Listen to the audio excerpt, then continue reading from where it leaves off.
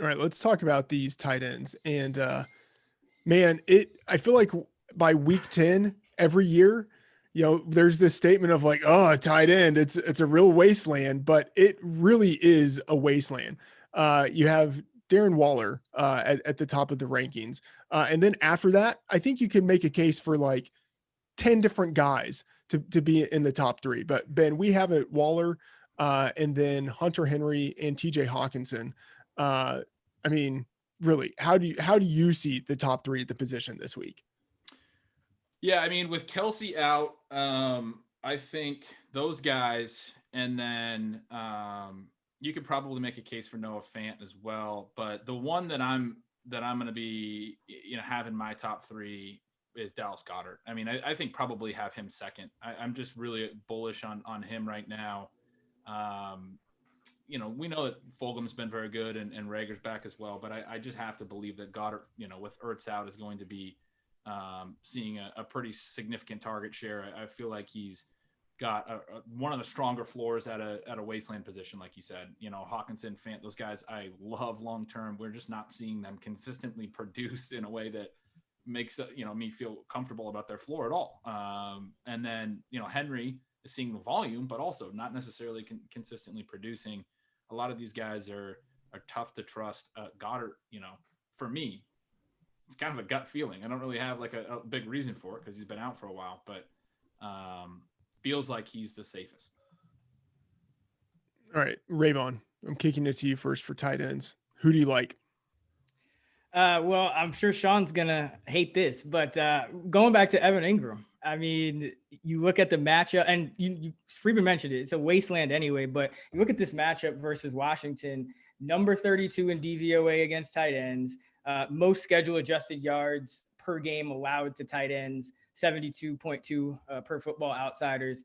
And Evan Ingram's still running between 70 and 90, 77 and 95% of the routes in every game. He should be around 80 at least. So I have him as a top 10 tight end. He's burned me before, but at the end of the day, there's not much to speak of, and he has just a ridiculous matchup.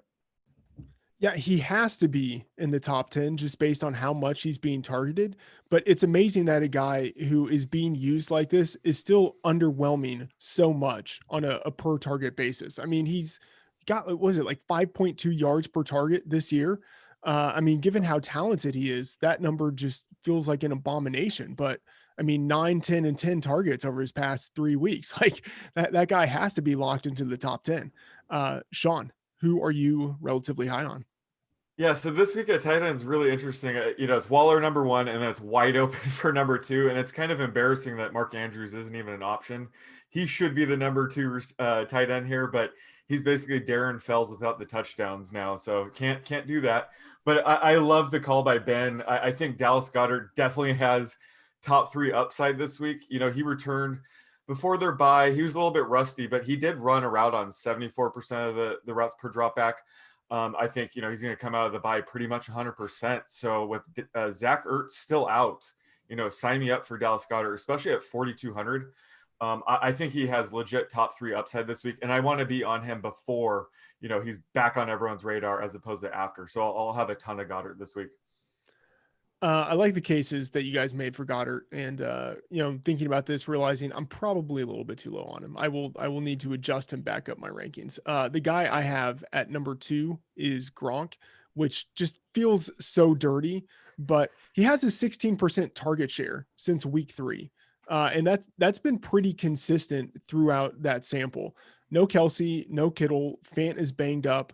Um, you know, Jonnu Smith has volume issues. Although like he seemingly scores a touchdown every week, I don't think that that's the kind of thing that is necessarily projectable. So, in a landscape where everything is dead, Gronk somehow is number 2 here for me. Ben, anyone else at the position that you are relatively high on, and then also tell us who you might be low on. Yeah, I got two more guys that I like. One is Austin Hooper, who was pretty, I don't know what the right word is, but gross in his first few games with Cleveland. He just wasn't seeing targets. But he had a 3-game stretch with a 26% target share, 5 catches each week. before he got hurt. And now I think he's going to be back, right? Coming out of the bye. Available targets again. Odell Beckham, very similar to the Landry point. I really like Hooper to be better than what we've seen so far going forward. And then Eric Ebron's the other one. He's running routes on at least 82% of dropbacks for 3 straight weeks. Pretty solid production all 3 games. He hadn't hit 80% in any of the first 5 games. Steelers are doing some weird stuff here where they've started to run a decent chunk of no back sets, which has kind of hurt James Conner. I'm a little bit more down on Conner.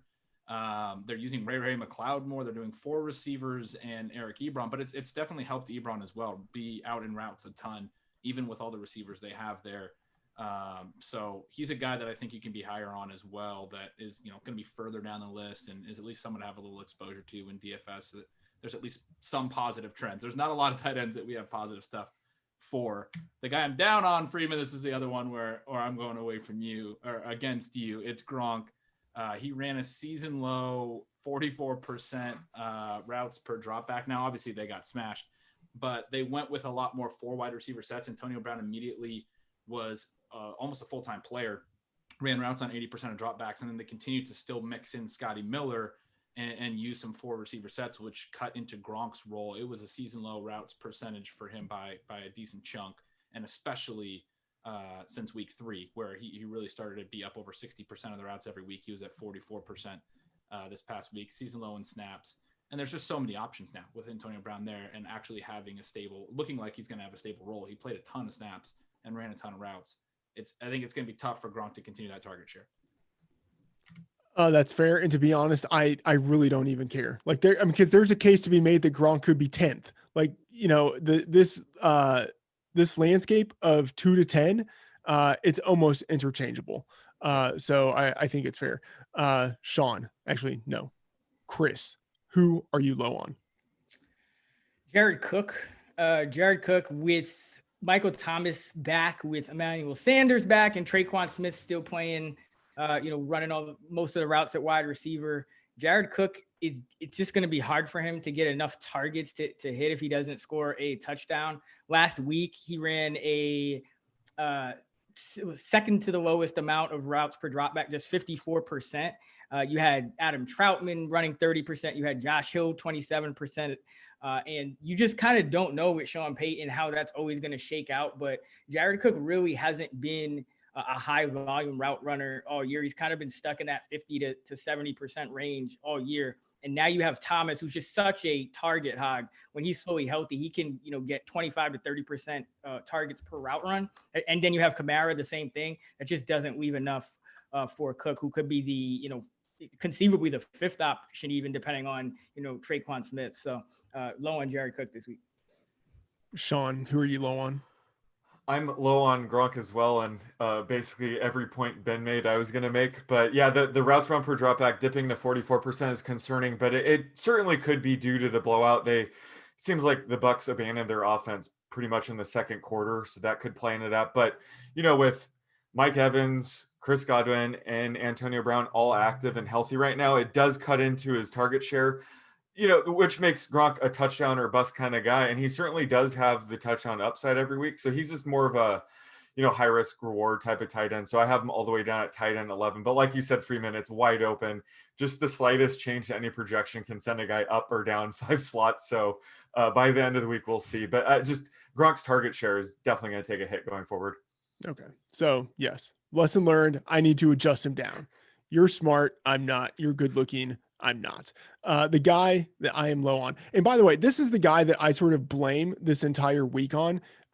It's Mark Andrews, because normally in a week like this, you at least have like 2 guys that you can cling to, not like one guy and then just a whole bunch of trash. Like, this should be the week where Mark Andrews is the clear number 2. And the fact that he's not really infuriates me, especially because he was so good in college, so good as a rookie, and so good last year. And then he had the 2 touchdowns in week 1. It's like, what happened? This guy's not getting the yards. He's not getting the touchdowns. The Ravens are playing slower. They're not throwing at a high rate. There were fewer touchdown opportunities for the entire offense. And that trickles down to Andrews. And, that Patriots defense is not what it has been in previous years, but they are still notoriously tough against tight ends. Like that's the one area where their defense is still incredibly robust. And so on top of everything else that is specific to the Ravens, he has a tough matchup.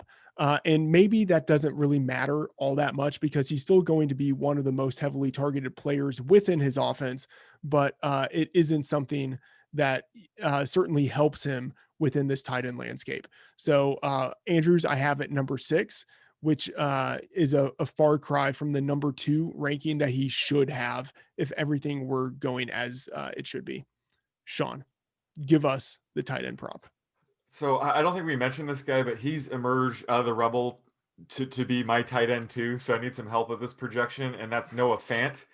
Albert O is out for the season, so Noah Fant should dominate these tight end snaps going forward. But he's been a little banged up himself. So curious to hear where you guys have him projected at. I have his over-under right now at 49.5 receiving yards. I'll take the under. I have it around 42.5, and a lot of it simply does have to do with the fact that he's banged up. And so I think we'll see fewer targets. He saw fewer targets last week as they've kind of shifted more towards a wide receiver attack with Judy, and then with the return of Tim Patrick and the development of KJ Hamler. So I think they will focus, although I think Fant really might be the most talented of all of those guys. I think they're just going to focus more on the wide receivers because I do think that he is pretty banged up.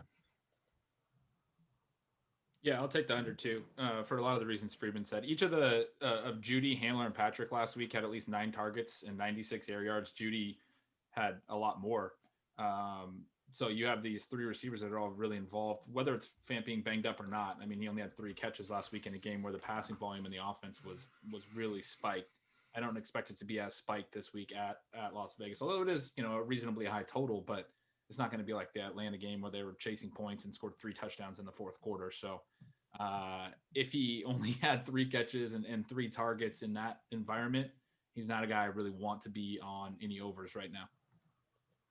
Yeah, I agree. I have him about 3 yards lower at 46. And I actually am projecting a little bit of a bump in routes run to about 78%. His season average is 71%. And that's because you have really no one behind him but Nick Vannett as of now. So I think the tight ends are still going to end up running, 90 to 95% of the route. So I do expect a bump, but have him at 4.2 catches for 46 yards. And my TE 5. Sean, anything to say there? Great. If I lower him, that's, TJ Hawkinson is my tight end too, which I don't love if Kenny Galladay is coming back. So I don't know. I'll probably just end up with Dallas Goddard at number 2. He's my guy. I'm going to stick with him. But yeah, it's kind of a nightmare projecting tight end this week because it's scary no matter who you have ranked number 2 this week.